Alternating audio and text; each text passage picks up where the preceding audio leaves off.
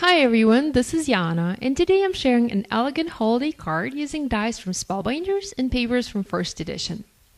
Whenever I start working on a card that involves Spellbinders dies, I like to build up my card design using dies that I plan to use.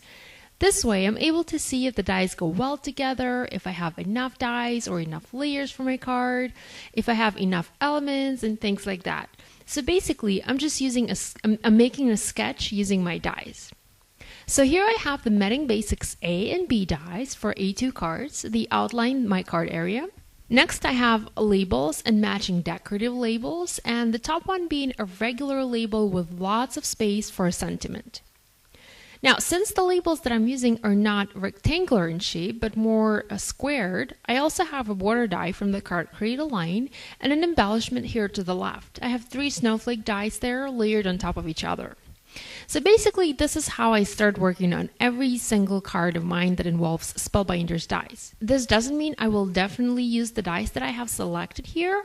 I might make some changes along the way, but this is just how I like to start. After I've selected my dies, I usually go ahead and die cut the base panels for my card using Metting Basics dies. I use both A and B sets for extra layering and extra dimension. And I not only cut those, but I also emboss them. After my panels are cut, I usually add a bit of adhesive in the center to stick those together. There's no need to add a whole lot of adhesive to this, as these will be stitched together on a sewing machine. Now, because they're going to be stitched together, it is important not to add any adhesive to the areas where the stitching is going to be. I found out that sticky stuff can get on the needle of your sewing machine and it can damage it. Nothing major, not a major damage, but the needle is going to be sticky. So it's just best to avoid these areas around the perimeter when adding your adhesive. So here I have my stitched panels. I've added zigzag stitching around the perimeter of them, and now I'm just going to bring the extra thread to the back and tape it down there. Now I can move on to die cutting the other elements for my card. I usually like to use solid papers for intricate die cuts and pattern papers for solid die cuts.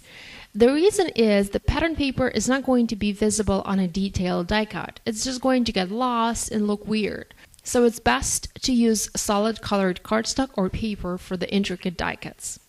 I'm going to be die cutting these out of the gold mirror cardstock.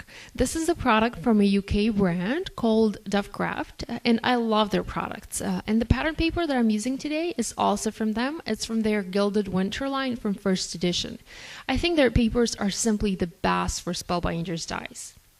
Now, this gold cardstock is pretty expensive and I don't have a lot of this left, so I'm trying to minimize the waste here. That's why I'm actually cutting 3 dies at once. The thing is, nobody is going to know that the label is not solid and that there is an opening inside. It's all going to be covered with another label. So this way, I'm simply trying to use as little of this cardstock as I possibly can. And just like that, I'm going to die cut and emboss the remaining labels and snowflake. This time, since these labels are solid shapes, I'm using pattern paper. So this is just a simple tip in case you're running low on some particular paper and want to stretch your supplies as much as you can. Now, I've also die cut and embossed a border using a border die from the card creator line, and I'm just going to use my paper trimmer and trim the edges. I want one edge to be straight so that I can cover it with some pretty ribbon. Now, this particular border has some die cut holes, and I'm just going to use my tool-in-one poker end and poke these holes. If you wanted to, you can also add some hand stitching using the holes that are already cut in the border.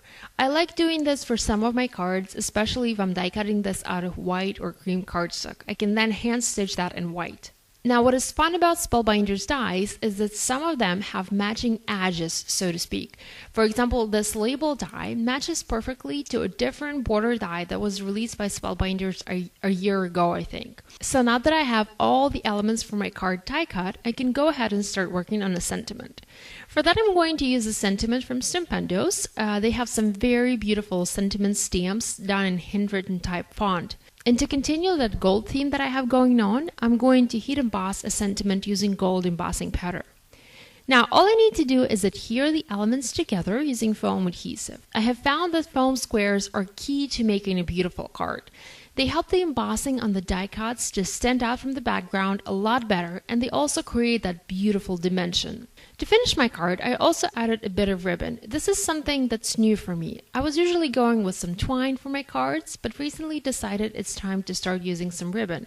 And this ribbon is from May Arts, by the way. I'm also going to use a gold brad to gather all of my snowflakes together, and to adhere them to a card, I'm going to use Beacon Adhesive's 3-in-1 Advanced Craft Glue. I really like this product. It gets the job done and it holds everything nicely. So here's a final look at my card, and also at another card, a very similar one that I did a few days ago. Both are using almost identical dies but slightly different papers. So this finishes up my video for today. I hope you enjoyed it. You can find the list of supplies to create this card in the video description and also on my blog. If you're looking for more videos using products from Spellbinders, be sure to check out the link you see on the screen. Please click the thumbs up button if you'd like to see more videos like this. Thanks! And if you're new to my channel, please subscribe. I have new videos coming out every week. Thanks and bye!